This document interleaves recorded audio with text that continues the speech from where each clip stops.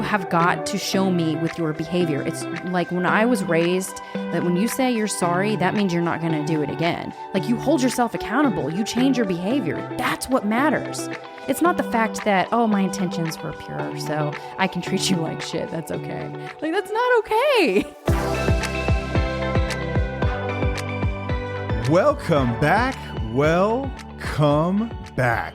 to another episode of Till the Wheels Fall Off. I'm Matt. I'm Paige. Today we're talking intentions versus actions. Man, this has come up more times than I can count here in the last month or so. Seriously. It's just been like all over the place. Yeah. So we started thinking about it. I think this is a really good topic to cover, especially when we're talking about addiction, but just relationships in general. Intentions versus actions. There is an old saying, you've probably heard it before, that the road to hell is paved with good intentions. And that's the case, right?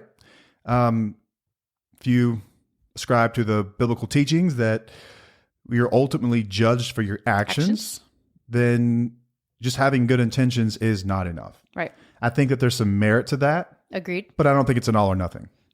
So we'll get into kind of what that means and what that looks like. But we'll start the discussion with that. Just think about that the road to hell is paved with good intentions. We'll talk about a story real quick from our personal lives, something that was pretty difficult as I always like to tell a personal story, but this one was kind of tough. This is a little raw.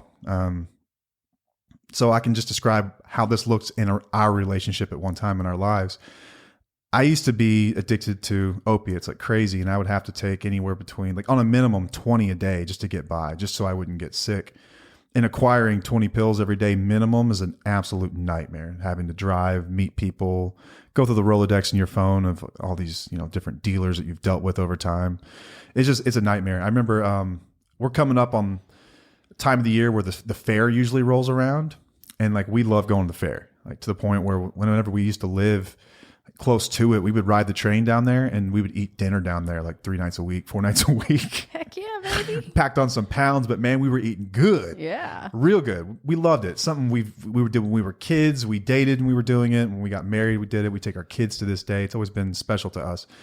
But I remember of Texas. I remember this time we were getting ready to go to the fair, and we had made plans. Like I think it was a Saturday. So Friday we made the plans to go.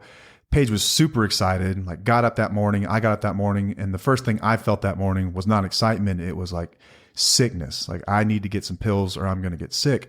But I really wanted to go to the fair. I knew that she really wanted to go to the fair. So then I had to start making phone calls. And that led me to this drug house and a few towns over. And like, drug dealers run the worst business ever. Like, I've always said this, like, for real. For business owners, they are the worst, man. Like, they're never on time. Their prices are always all over the place. Like, their service sucks. But when you're an addict, you need them, so you deal with it. But it was one of those situations where, hey, I'll meet you here at this time. I showed up, and like 2 hours later, this dude finally comes through. And it's like a 45-minute drive each way. So like 4 or 5 hours later, I come home, and like, you're on the couch. You've been ready forever. You have no idea why I've been gone, or, I didn't tell you what I was doing. No, it was always an excuse. Like, I had to go to the store. I had to go drive around the lake for 3 hours to get clear my mind right. or something like that. There was always something, right? Some BS, yes. Yeah. And so I arrive and you're really upset. Like, feel like I've let you down. Like, what the hell, not communicating with me? We're supposed to be gone 4 or 5 hours ago. I don't even want to go anymore. I remember having like this fight that, like, I didn't mean to hurt your feelings. Like, almost telling you, like, you don't have the right to be upset because that wasn't my intention to hurt your feelings. And leaving you sitting there feeling like, what? What the hell? Yeah. Like, well, it doesn't matter. You hurt my feelings. Like. So it's not always so clear cut, right? No. Intentions versus actions. Yeah. Especially when you're dealing with someone in addiction. Because I've said this before, like, they're not bad people. Just people in the grips of this thing that they have very little control over. Some would claim zero control over. And it hijacks them, and you know that there's a good person in there, but to what degree do you allow this to harm you or other people? Mm-hmm. And to what degree are addicts responsible for their actions? Right. And the disease concept, we can get into that just momentarily. I'm not going to sit here and argue that it doesn't exist. I personally have always just felt like it just sort of irrelevant to me. Like, disease or not, I I take this perspective of ruthless accountability. Yep. Regardless if I've got something physiologically wrong with me or not, I have a responsibility to do something about it. Boom. So I never really used the addiction thing as an excuse. Actually, I can say for a fact, I never used it as an excuse. No, you didn't. At any point in my recovery or pre-recovery. Yeah. Use it as an excuse. I've seen people use it as an excuse. I've also seen people use it in a really healthy way, which is why I think it can be used for good or for bad. Yeah. But either way, to what degree are people who are quote unquote under the dicks of, under the grips of this disease responsible? Yeah. So we'll get into it. That was our story with it, but this happens in relationships in general. You might have someone in your life who is just perpetually late. Like they're late to everything. They screw your plans up. Let's say it's like a family member. They're supposed to be like watching your kids or something. And like you're late for dinner with your husband every Saturday because they're late getting there. And they've always got some excuse. Mm-hmm. And like, then they show up like they're in a good mood. Like, you know that they mean well, but damn it, you're late again. Like, what the heck? Like, I know that you're helping us out and all, but you're always late. You bring it up, and what do you normally get? You get resistance. Yeah. Like if you address it, you get resistance because their intention wasn't to hurt you. And this is like the grassroots of gaslighting. This is where this happens. Absolutely. It's like, you don't deserve to feel that way because that wasn't my intention. Since Right. I didn't mean to hurt you, you're not allowed to be upset by it. I'm still a good person. And man, I see this in fact, not just addicted relationships, but healthy ones too, like quote unquote healthy ones, right? So ones where you don't have addiction. Mm-hmm. This is a common issue that a lot of people deal with. So we're going to dig into it today. We'll talk about let's weigh good intentions versus actions. What should you care more about? How much grace should you give somebody? How much grace should you give someone in addiction? And what is a healthy balance of weighing intentions versus actually judging someone by their actions? Mm-hmm. So there's this article I found. It's really good. Written back in, when was this? This is fairly recent. This is the other one. Leslie Becker Phelps, PhD over at Psychology Today, wrote an article, Why Good Intentions Aren't Enough for a Good Relationship. Intention without empathy or action is often the path to broken relationships. It's a really, really good article where she kind of breaks down that essentially intentions are not enough for a good relationship. Yeah. That in order to have a good relationship, you can't just judge yourself based off of your intentions. Right. Because other people are going to judge you off of your actions eventually. I think that grace has an expiration date. Yes. And you can wear that out pretty quickly. Yeah. You were like a perpetual screw up. Yeah. Eventually you run out of good grace. How much, with me, how much grace would you say that you gave me back then? I gave you a lot of grace over and over and over again, but I was young. It was so different. What else played into that though? Was it potential you saw in me? Well, it was the potential. It was the good stuff that you were showing me all the time. Like, oh yeah, you're going to be a good man. You would always tell me, I'm going to be a good man one day. And I always believed it.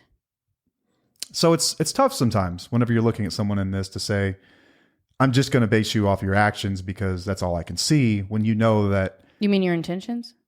No, my actions. Like it's tough to just look at this black and white and say, I'm only going to judge you by your actions. Yeah. Rather than considering your intentions, because you knew my intentions were good. Right. But at some point you got to look at your life and say, this can't fly anymore. Yeah, if it's happening over and over and over again, there's a pattern there of behavior. There's no accountability. That's a problem. It's affecting your mental health and your mental, like everything. Then you need to look at this and say, maybe their intentions, they could still be genuine, but their actions are not following those intentions.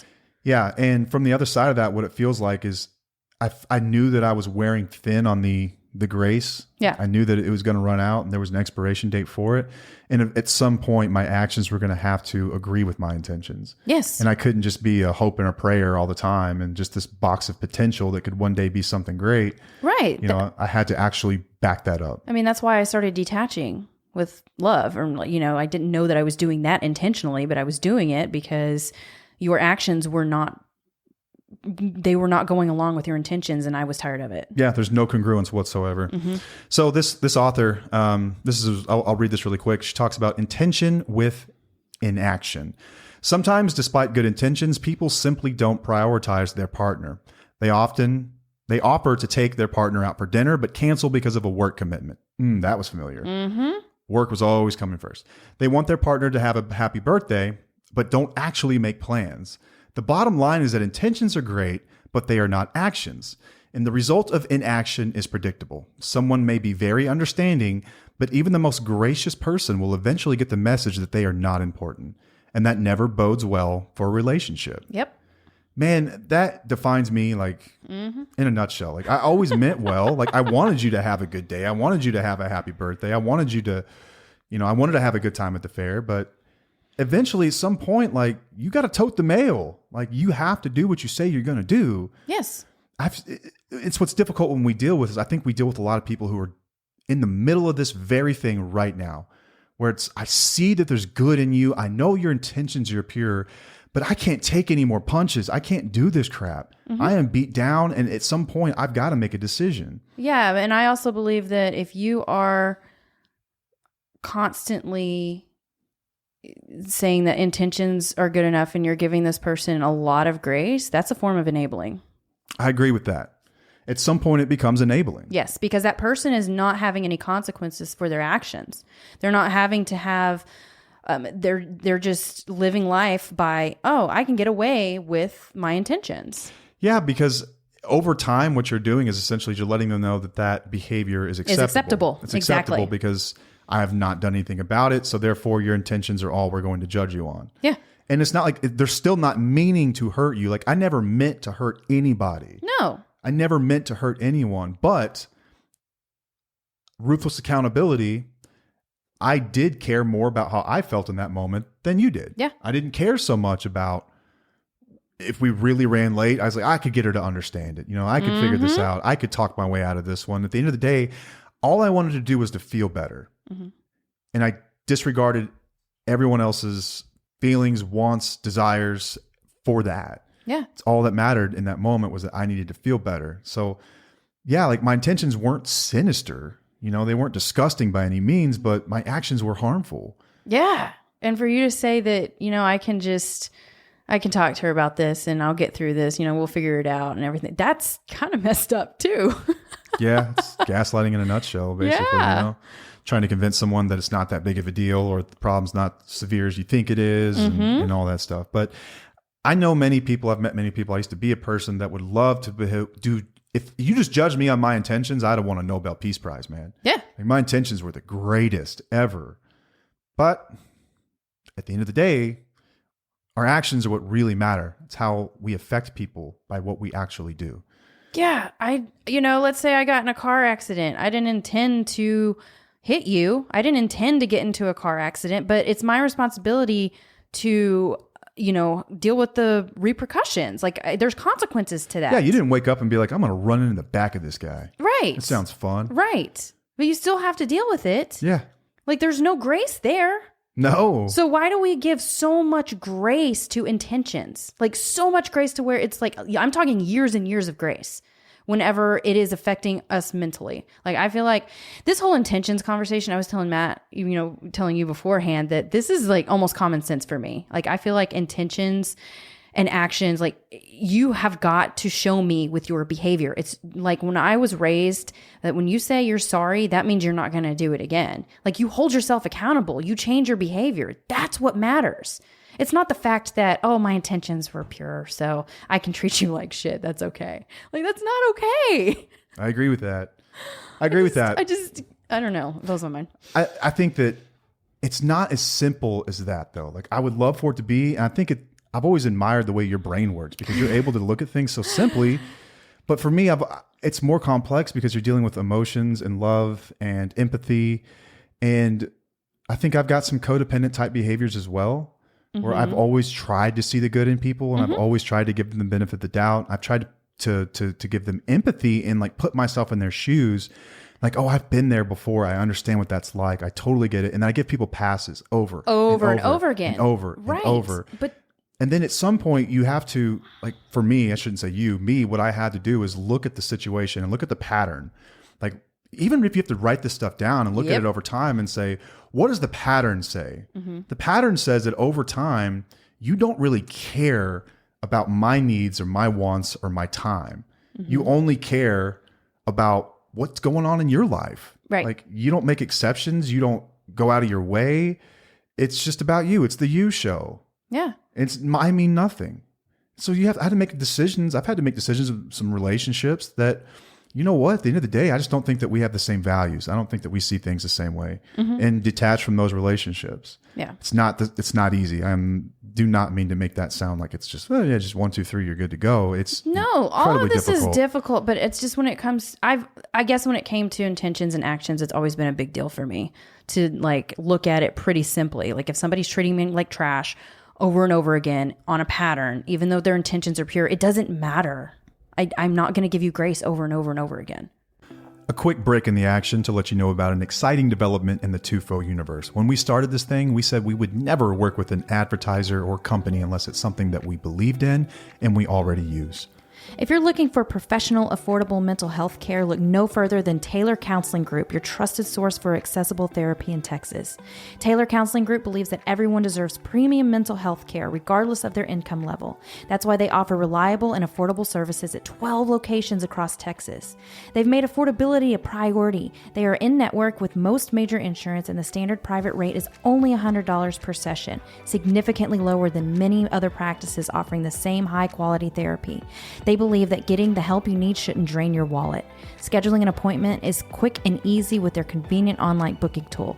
No complicated processes or long wait times. They value your time and ensure that you can access the care you deserve without any hassle. At Taylor Counseling Group, they believe in a personalized approach to therapy. The professionally trained counselors offer a diverse range of services, including individual counseling, couples counseling, family therapy, play therapy for children, and even specialized techniques like cognitive processing and existential psychotherapy.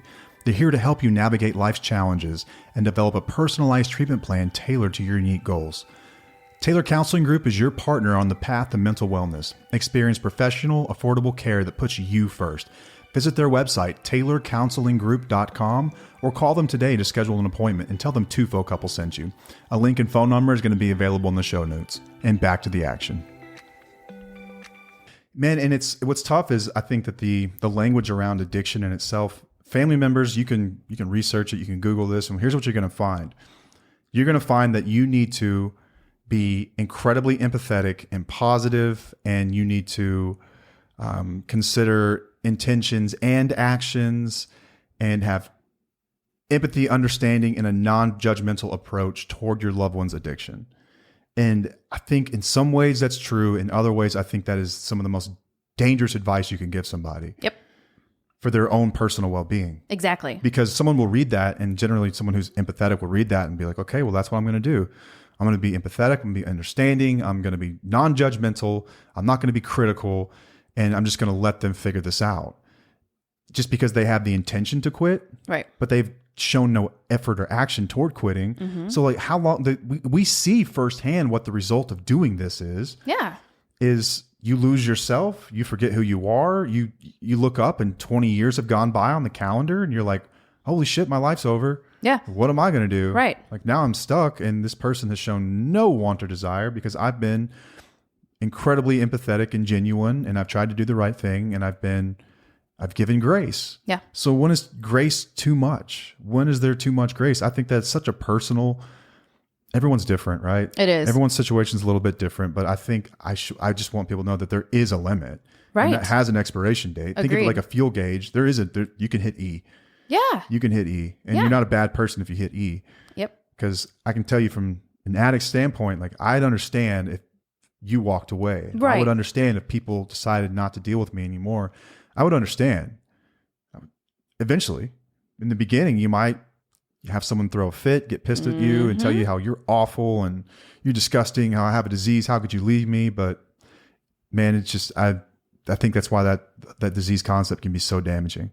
Yeah. Like I'm not saying abandon every person who's struggling, but I am saying that at some point there's got to be action. There's a line. That's where your boundaries come in. There's got to be some action. Yeah. You matter too in this deal, and it's not just about them. Sit by and just kind of, let them figure this out. Could be decades, maybe never. There's no telling. Yeah. But, let's start looking at actions a little more. in our world anyway, let's start looking at actions a little bit more. Because I don't think anyone has a problem giving grace that we know, or that we've dealt with, or we've read stories by, anything like that. These people have plenty of grace. I think that there needs to be a little more accountability on the actions. Yes. And again, I'm not an addict basher. Like, I love them. I love them to death. I work with them. I do everything I can to volunteer. You are one. I am one, like, to get them well. But like, I met with a guy today, and we talked about this very thing: intentions versus actions. We talked about communication and how that's important. And if you're not communicating what your intentions even are, then you sort of live in your own little reality inside your head where you think you're doing the right thing, but you're not. You know, and if you're sitting idle, like as the spouse, just kind of letting this stuff unfold, assuming what their intentions are, then you have two people who are nowhere close to being on the same page or the same planet. Yeah. Like, you can be in an addiction and still communicate about where you're at. Yeah. You can do that. Do you think that consequences to just, since you didn't have behavior, do you think that if you would have gotten sober quicker, had there been consequences? Personally, I would have, for sure. Yeah. I think that not having consequences of any kind for me personally kept me out longer. Right. It was when the consequences started knocking on the door, you know, dook, dook, dook. Hey, we're here. It's time. Right. Chickens come home to roost. Right. We are here. That's when I started to get really serious about stuff. Right. I could see the writing on the wall where things were headed. And I've seen plenty of people tell their stories and say, you know, consequences are what ultimately got them sober, consequences of some kind. Because that's when the stuff really becomes tangible. It's real. Like, right. This is what's happened, and you have to look at things objectively and say, because I did X, Y happened. And you can't really fight your intentions on that anymore. The action there shows that it affected other people, and like, especially when it comes to legal, right? Like, you can't argue that stuff. Right. But even within a relationship, like, boundaries or could be observed as an addict as a form of a consequence. For you, it's really just about keeping you safe. But I could look at that and say, I've lost access to this person in this way.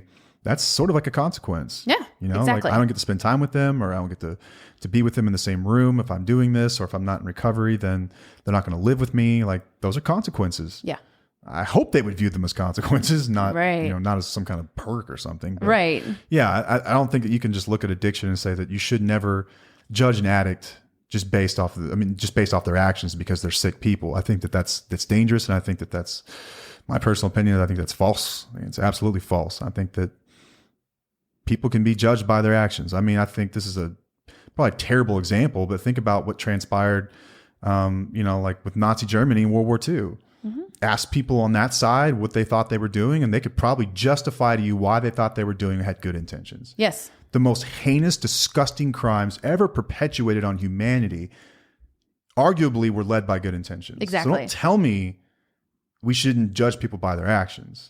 Their actions are everything. Yeah. F their intentions. Yep. Mean nothing to me. Yes. Absolutely nothing. Yes. Logic is broken. It was a selfish motive. It's disgusting. It's despicable. But behind every action is someone who's willing to back that up with an intention that is just disgusting. So let's quit looking at intentions as the only thing that we're going to judge people by. I just don't think that you can look at that and say, this is all that matters. I think that there is a balancing act, though.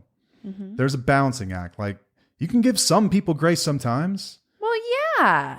But especially if they hold themselves accountable sometimes. Like, if they do say, oh, my intentions were good, and I'm sorry that I did that to you. I apologize. You know, I'll try to do better next time. Yeah, you can give somebody grace there. Yeah, accountability is everything. Yeah. When it comes to like, okay, do they deserve to get grace again? Yeah. Like, taking accountability, understanding that. Yeah. So like, the process of amends is a process of accountability, and it's a process of separating the intentions from the actual action. And I work with addicts through this thing where you make amends to people, and I tell them it's sort of tricky and it's kind of a mind game, but like, you don't get to say you're sorry. You're not allowed to say you're sorry, because sorry for most of us, it's just something we say and then we just forget about it. Right? A proper apology has three parts. It's 1, what I did was wrong. 2, I feel badly that I hurt you. And 3, what can I do to make this right? So you're taking accountability, you're acknowledging the harm done, and then you are taking an action to make up for the harm. Yeah. Taking responsibility. Right. That's a proper amends. Simply saying you're sorry, you know? Words are cheap. And here's another thing when it comes to making real amends is that no buts, no yeah, because, or any of that stuff. Like, Don't try to justify it. Look at your part in this. Yep. Take ruthless accountability and move forward. Whatever that person decides to say, most people will say, just keep doing what you're doing. You're doing awesome. Some people might be like, you owe me $500 you've never paid me back for. And you better cough it up. Figure out a way to pay them back. Do something. There are financial amends. There are living amends. Yeah. There are emotional amends. Yeah. You know, we've gone through all of these. Yeah. But that's part of the process. So like, if part of recovery is accountability and it is proper actions moving forward, then why are we not holding people responsible for it in addiction? It's part of recovery. It's part of life. You know, I think another example just popped in my head, but good intentions gone wrong is overprotective parenting. Oh, yeah. Parents that want to protect their children, like that is good intentions. You want to protect your babies. You want to make sure that they're safe. You want to make sure that they have no harm done to them. But if you're overbearing with that, what ultimately happens is they lose their independence. They have difficulty making decisions when they're older. You know, they may have problems socially because they've never had to do anything for themselves. So it has unintended consequences. These good intentions ended up screwing up a generation of kids. Right. You know, where they don't know how to do anything. Yeah, Like they're scared They're scared to pick up the phone and talk to anyone. Right. Because they had overbearing parents, overprotective, that were good intentioned. Like, don't get me wrong. But the flip side of that is that to own it and say, damn, yeah, I see how that works. So just because you have good intentions doesn't mean that you should be absolved of responsibility for your actions. Yep. It's just, I don't care. Like, I know where it comes from. I totally get it. Like no one wants to protect their ego more than a dude like me with a history of addiction and stuff. Like, my ego is incredibly fragile. This stuff is like fine china. Like, it wants to break just when the wind blows, you know? But like, okay, like I'm not too good to look at my intentions and question myself and say, okay, how was that harmful to you? How did it hurt? Got it. Okay, moving forward. And as the partner, to look at someone like me in active addiction, if you have a partner in active addiction, to look at them and say, okay, at what point am I going to start judging them by their actions and not their intentions? Because your intentions can be incredibly pure and you can be putting a needle in your arm every single day and ruining your family. Let's be real. Most people have good intentions. But then that means that they would get away with stuff all the time if we just based everything on intentions. Yeah, for sure. So we have to hold people accountable. Yeah. At some point, we have to hold people accountable. Yeah. Boundaries are a good way to do that. Good open conversations are also a really good way to do that about your feelings and how you've felt with these things. And to understand that just because they're explaining and trying to justify themselves does not excuse their behavior. Yeah. And if you're in a relationship with someone like that, it is incredibly frustrating. Incredibly frustrating. I think couples counseling goes a long way with stuff like this. Absolutely. Getting that stuff out in the open and being able to discuss it in a forum with a third party is really helpful. Yeah. But, you know, at the end of the day, you've sort of got to weigh in your mind, okay, how much grace am I willing to give? At what point am I going to consider their actions and not just consider their intentions, and then make decisions moving forward? And like, I wish I could tell you exactly what to do here, but it's not always so clear. I would suggest to anybody, start to look at the actions a little heavier than you do now. Yeah. I told Matt earlier, 3 strikes and you're out. Yeah, she was tough about this, man. She's like, you get 3 strikes. I'm tough about this now because I know what I will tolerate and what I won't tolerate. And I will not tolerate a relationship just based on good intentions. I won't. You'll get 3 chances and that's it. Like, what strike am I on, by the way? You're good. You're not. You have no strikes. Counts 0-0? Yes. No balls, no strikes? No balls, no strikes. You're okay, good. Cool. I'll take that. Yeah. You got to let me know when I get a strike, though. Yeah, I'll let you know. Changes my whole approach. But how would you feel? Like, what about me? Like, what if it was swapped? What if if our relationship was just based on my intentions and there was no actions? You wouldn't put up with that, would you? Man, after what I put you through, that's a terrible question. I think you've got a pretty big. Do I have pretty big tank of grace? Do I have 10 years worth of grace? Pretty good amount for sure. No, that's stupid. But I think I've always been decent with my intentions, and I know I'll own up if my actions don't match my intentions. Like, I've always tried to do that, and I expect that in return. In a healthy relationship, that's how it works. It is not built on intentions. It's not going to be healthy. No, like I've had relationships with people that I'm extremely close with, and I ultimately had to make a decision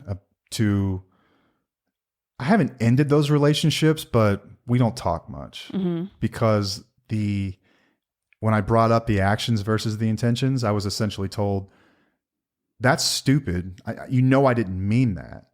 But it's like, I've got a book full of these now. I can't ignore the fact that I have to think at some point you knew. Yeah. Or maybe if you didn't know, you just didn't care. Right. Or you're still not willing to take action or accountability or responsibility for the action that was total opposite of the intentions. Yeah. Like, when is somebody going to say, yeah, I hurt you, I'm sorry? Like, when do the people say that? People who have good intentions don't typically do that because they are holding on to their intentions. Yeah. And so there's a lack of accountability, which is one of our big values. Man, that's for me is like a big value. So for me personally, that was a major one. Like, someone who won't take accountability, I don't really have a lot of patience for. Right. So that's where I am at, like, in our marriage, for how long we've been together. I will not tolerate that because I have, that higher self-esteem now. I know what I stand for and what I tolerate. And I'm not going to do it again. I know what it's like. You did it for years. I love you. It's all good. I understand. But you do understand, right? Like, that's totally understand. I totally understand. And I want my children to know. I want them to have, one of my biggest things as a mom is to raise my children to learn how to hold themselves accountable. Yeah. And then intentions don't mean everything, that their actions are what's important. Right. That's so important for me as a mom. Yeah, I think that's a good way to look at things too, because ultimately the world will judge you by your actions. Yeah. Ultimately they will. Yeah. Especially people that don't know you super well. They're going to judge you by your actions. Some people might say I'm cold-hearted though. You feel like I'm cold-hearted when I say this shit? I think after what you've been through, it's only natural the way you are. But I don't think there's anything wrong. I think that it's healthy for people to be that way. I think it's a healthy way to look at it because now you're protecting your peace. Yes. You're protecting your sanity. You're protecting your mind and your space and your time with people that agree with your values, and you're not giving time to those that don't. Yeah. You're not giving people that time, and you're not being ugly about it. You're just not giving them the time. Exactly. I think that's fair. I don't think how is that unfair? I don't. I think because I'm one of those people who have to look within myself all the time, and I question a lot of stuff. But when it comes to intentions and actions, I know where I stand here. Like, we've talked before about empathetic people, and how these are people that they feel feelings like you would not imagine, and they are so emotionally authentic, and they can always see the best in people, and they can always see their part in things, and often they disregard what others have done because they amplify their own part in things. And these are people who are in these relationships. So I hope this discussion is eye-opening to an extent to say that, like, you might be giving someone a bit too much grace. Yeah. I mean, you can look at, I'm not calling anyone on this, but codependent behaviors. I mean, you're probably giving too much. Yeah. You're probably giving them a bit too much. Right. And over time, this is going to enable this person. It's going to foster dependence, irresponsibility, incompetence, poor character decisions. That's the result of it. Yeah. And to someone in an addiction with no desire to get better, like, that's not getting better anytime soon. Yeah. There's a smaller subsect of people, of addicts in general, that want to do better. They just don't know where to start. Like, I've known people, and it's terrible to watch, someone who's like, I want to stop. I just can't. I just can't. Maybe you give them a bit more grace, but even that's got a freaking time. That's got a time. That's got a time. Yes, that does have a line. Because I look at you. You did it.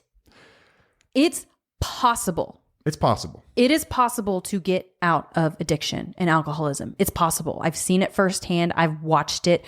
So for when people constantly say, I can't do it, I don't know how, my intentions are good, but I can't do it, I'm sorry, but you can. Just there's ways. There's hope. There are people who can get you help. Hope.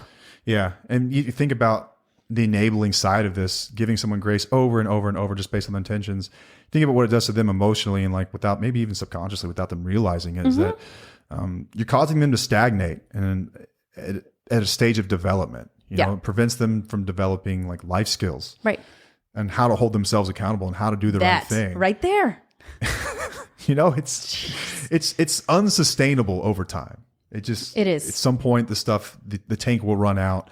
You will find yourself in a self-sacrificing relationship. And, they call it quote unquote codependence. I think it's a little more, it's deeper than that. I think so too. It's deeper than that, and it's tricky. And I'm just saying that we get it. Like, you're not a bad person because you give people chances. You're not a bad person because you do consider people's intentions. Because I think you should consider intentions sometimes. Right. This is just educating, and this is just letting you know how it can work in this type of relationship and what we've been through and how our experience can help you with intentions and actions and how accountability is huge in an addict relationship. Yeah.